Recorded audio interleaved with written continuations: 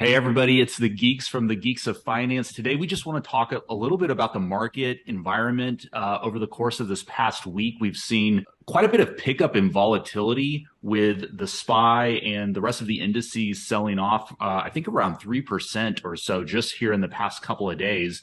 And so we want to look at the major gamma levels. So Sean, maybe you can just give me a couple of your thoughts about just the market in general and where you think we're headed over the next couple of weeks. Yeah, I'm learning a lot just being more involved in watching your process with how you use the gamma levels, and it's been interesting to me that as we've hopefully shown in the last few weeks, you get to certain levels and it does seem to have meaning. And also, you made the point in our Discord channel today about IWM being below a strike that had major gamma support and how that opened the door to more downside, and we saw that with the Nasdaq as well.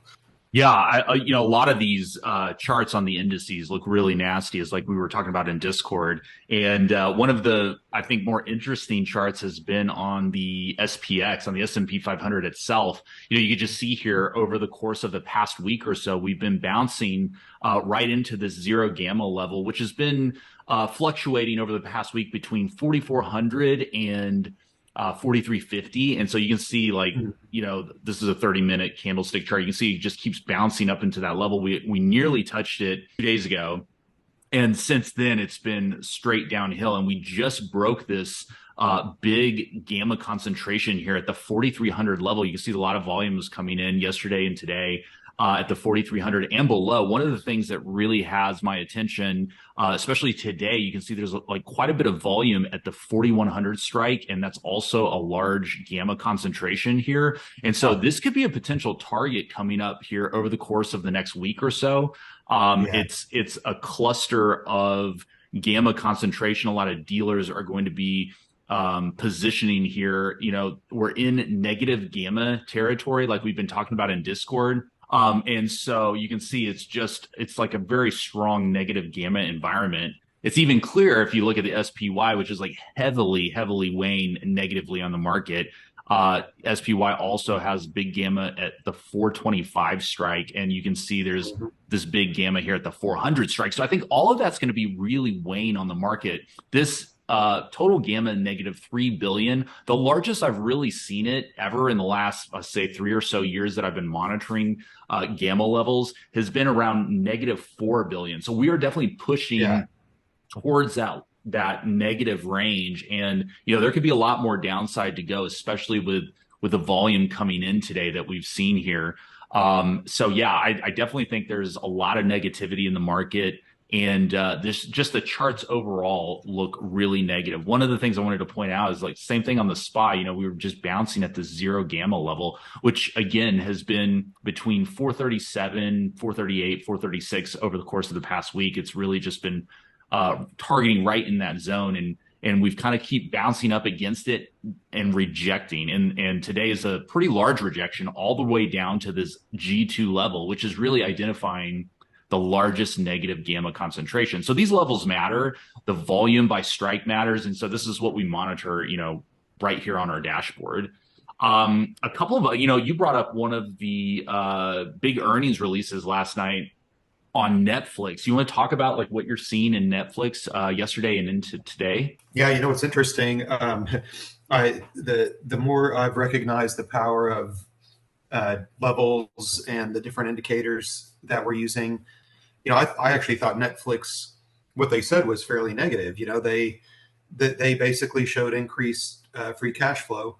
Why? Well, because of the writer's strike, and they can't generate new content. If you rewind a few quarters ago, they've been touting repeatedly that the investment of cash into content is a good thing. That's their investment that results in improving their product. But it goes back to kind of what I said earlier.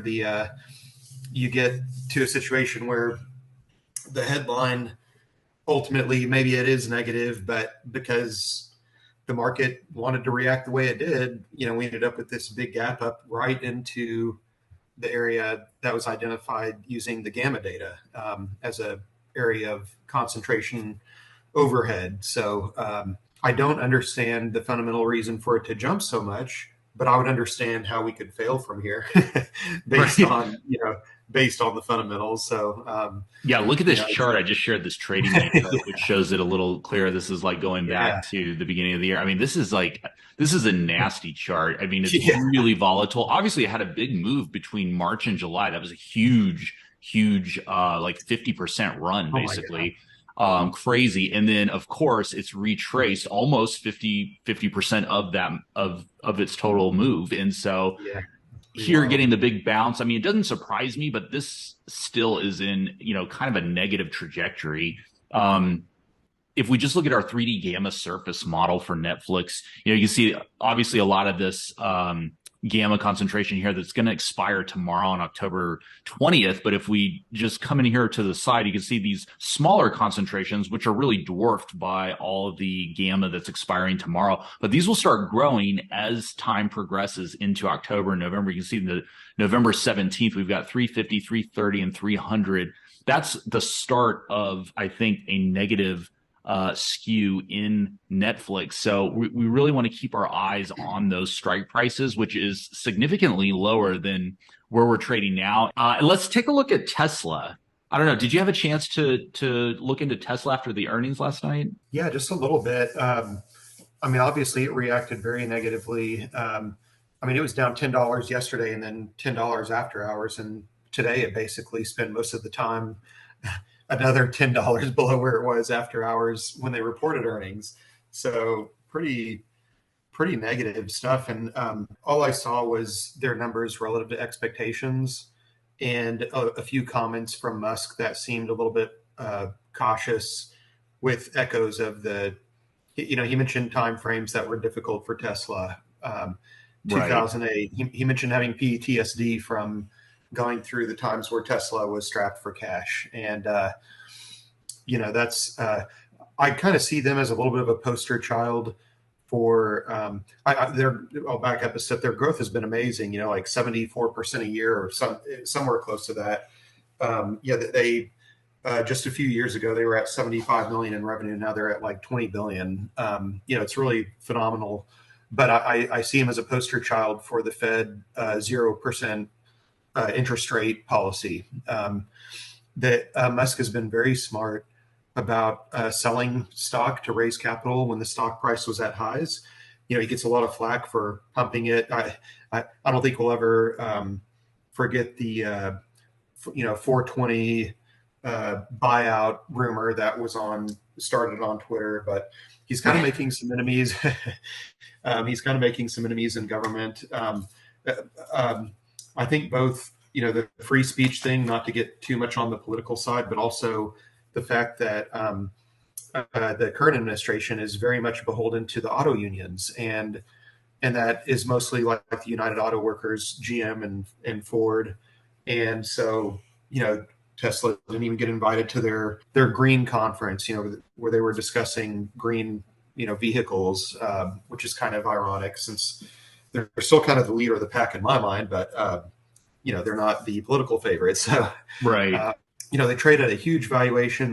But if we go into a recession, if anything, everybody's going to get hurt, and probably the electric manufacturers more than anybody else. So, you bring the chart up. I mean, there is a gap there, but the chart looks very negative. So Yeah, it's another nasty big head and chart. shoulders, and Yeah, it looks pretty nasty. And I mean, we were showing here the gamma exposure chart as well. I mean, it's all skewed negative. If we just look here, we've got this huge concentration at the 220 level, which is basically where we pinned today after earnings, obviously. But even beyond that, the gamma looks really negative down here at 210 and 200. I mean, there's a lot of negativity, so that's going to weigh on the stock here over the course of probably the coming weeks. I'm sure there's going to be some sort of bounce into next week. But you can just see here today, like following the earnings release, lots of volume coming in, all negative, obviously. yeah, And even yesterday, I mean, the zero gamma levels at 250. Yesterday we broke that, and that was kind of a red flag, like potential. A lot of investors, I guess, exiting before the earnings release, expecting negativity. This was all yesterday, breaking below the zero gamma level, showing a turn towards negative skew. And then what do we see? Earnings came out last night. We're opening up, 10% lower or something today. Yeah. So, yeah, right into this dealer cluster here. And so, yeah, I mean, that's going to be weighing on Tesla. It's going to be weighing on the market as well. Let's talk real quick about what our expectations here going forward into the next, I guess, couple of weeks into November. Like, we'll start off with you, Sean. What do you think, just for the market in general? How do you think investors are positioned, and where do you think we can possibly move to? Yeah, I think the bias that we still have toward the downside is also my personal view. Now, the question I think becomes, where does that downside stop? And do we end the year, even if we do have an upward move, do we end the year with a higher high or a lower high, depending on the magnitude of this correction that we're currently right in the midst of? A lot of times OPEX can mark a trend reversal. I've got a few other things that I look at, and you actually pointed out that, we have a number of reasons to expect that we might even see 4,100 just based on gamma. I think that's I was looking for at least 421 SPY, which is only a couple percentage points below here. Yeah, we're almost there, right? Yeah, we're almost there. So, we could easily go to 4,100, and that would probably, statistically at least, take out a chance of making it back to highs by year end, but we could still see some sort of a meandering move higher after that. So I'll be watching a lot of the same things that you're watching.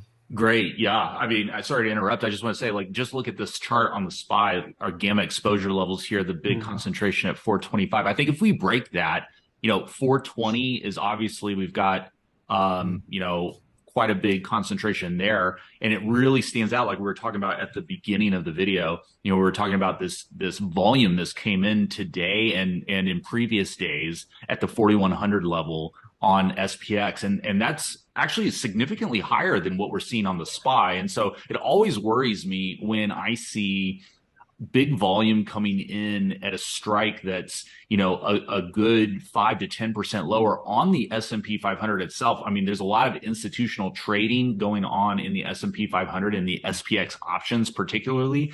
And so, this is a big difference between the SPY and SPX. One of the things I like to point out, I look for these indicators on the SPX in particular to get a sense of what institutional investors are positioning themselves for. So when I see this big volume coming in here at 4,100 today, especially on a down move, that worries me. That makes me think that investors are positioning themselves for a further leg lower. And so this is like a solid 5% below where we're at now. And so you can even see there's gamma exposure growing here even below the 4,000 level. So it wouldn't surprise me in the next couple of weeks to see a spike in volatility. That's one of the things we've been talking about in our Discord.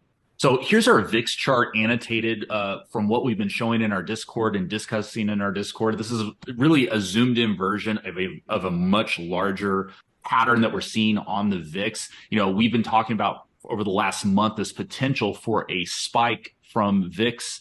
Back when the VIX was trading in mid-September at the 14 level, we were marking this zone here at the bottom of this downward trend line near the 28, kind of 30 to 28 level. And so we're, on this trajectory right into that level. And I think this is how the market is positioning itself, is for a spike in volatility. So when I see these volumes coming in on the SPX, I mean, it's just confirming what we're seeing in the VIX. We're seeing this trajectory up over the last 4 weeks, and now we're seeing the gamma levels at strikes further down the options chain really growing. And so that all those factors combined tell me that the probabilities for a big volatility spike over the next few weeks are growing. And so we want to keep our eyes on the 4,100 and 4,000 levels, 3,950, those range on SPX. I'm newer than you are by far to gamma, and its usefulness in almost kind of a forward predicting manner. And it's been real interesting to see how the dealer clusters above and below do tend to end up being magnets depending on if that gamma is positive or negative and where we are in relation to the zero gamma level.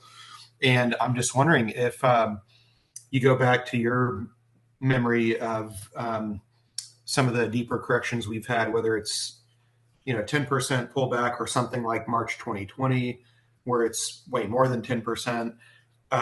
Does gamma provide you any clues that would help you to kind of identify a turning point? Time to jump back in on the long side, because we've talked about how we're bearish and see some lower targets coming to fruition. So what do you think about that? Yeah, great question. One of it, I think gamma works similar to the way a lot of indicators work. When you reach, very extreme readings, that often is a signal of a turning point. And so gamma can work in the same way, but you have to look at a few extra, I would guess, a few extra pieces to the puzzle when it comes to gamma. So gamma is really giving you, it's not an indicator per se, it's really giving you a snapshot of market positioning. Where are participants positioned across the spectrum and across time, because options are like a three-dimensional derivative, right? You've got the time element, obviously you've got price, you've got volatility, so you've got multiple elements that go into the option structure. And so analyzing the gamma is kind of bringing all those pieces together and really getting a snapshot of market participants positioning. What I like to look for is these very large gamma concentrations that are skewed to the very end of the spectrum. So like I mentioned earlier, on SPY negative gamma is negative 3.1 billion. And as I mentioned, I've seen it as negative -4 billion, -4.5 billion. On the total gamma side. And so, that is an extremely skewed reading. So if we saw negative gamma at, negative on SPY of -4 to -5 billion, and there was a massive concentration, like here we see this massive concentration at the 425 strike. If we saw that and we were in that extreme negative gamma reading and we were trading right in through that big concentration, in this case, 425, let's just say, that could signal a potential bounce area. And what I would look to kind of confirm that would be, is volume coming in and is gamma growing at the lower strikes? So in this instance, we see gamma growing here at the 400 strike. That's been growing for the past week or two. So I don't expect us to bounce here, dropping into the 425. We might bounce a little bit for a day or two, but I'm not expecting a major shift in market positioning tomorrow, for example. So, that's kind of what I look for. I look for being at the extreme end of total gamma, being at a massive gamma concentration strike price, and then are participants speculating and making bets lower down the chain. So in this case, at the 400 strike, we see market participants coming in. And then we saw that on the SPX, right? We saw the 4100 strike on the SPX. That's growing, and there's big volume today at that strike level. So that's kind of telling me that, there's a significant amount of participants that are expecting a move lower. So I wouldn't think that, we're going to bounce in a major way, like, that we're going back to highs from the 4,300 level. That's just, as of today, as of the gamma structure right now, I wouldn't expect that. And that's kind of what I look for. That's how I use it to find major inflection points. And again, we're not at a major reading on the total gamma. We're definitely negative 3.1 billion. We're stretching towards that extreme, but we still got a long ways to go. I mean, we could be at -3.5 billion for weeks, from now, and still see higher and higher volatility come in and lower prices. So that's just telling me that we're on the track towards lower prices, and at least the way current positioning is set up. Yeah, that's a great point. And I hadn't thought about the idea of comparing on a relative basis the changes in the gamma at certain, concentrated at certain areas and how that's changing. So that's a great thing to look for even before the price is there. If you see the increasing concentrations at lower levels versus maybe we're kind of chopping in a zone, but then we start to see increasing concentrations at higher levels. So That's a great point. Thanks for explaining that. By the way, if you guys are interested in using our Gamma Exposure dashboard to inform your trading strategy, you can go here to our website, geeksoffinance.com. We've got multiple pricing tiers here based on, your style of trading. We do crypto analysis, we do ETF analysis, and we have analysis on the various stocks that we like to watch. If there's a particular ticker that you're really interested in, or if you just trade a handful of stocks, let us know. We can add those to the watch list, and you can get the analysis on our Gamma Exposure dashboard. Definitely check that out when you get a chance. Hop at our Discord. We're talking the market and Gamma levels on a daily basis, so you guys definitely want to check that out as well. All right, Sean, thanks so much for joining, and we're going to make this most likely a weekly video podcast for you guys, talking about the market, analyzing Gamma levels. Hit us up in the comments section if there's a particular stock or ETF or Bitcoin or whatever you want to do an analysis on, and we'll incorporate that into our next video. Thanks so much for watching, everybody. We'll see you guys in the next video.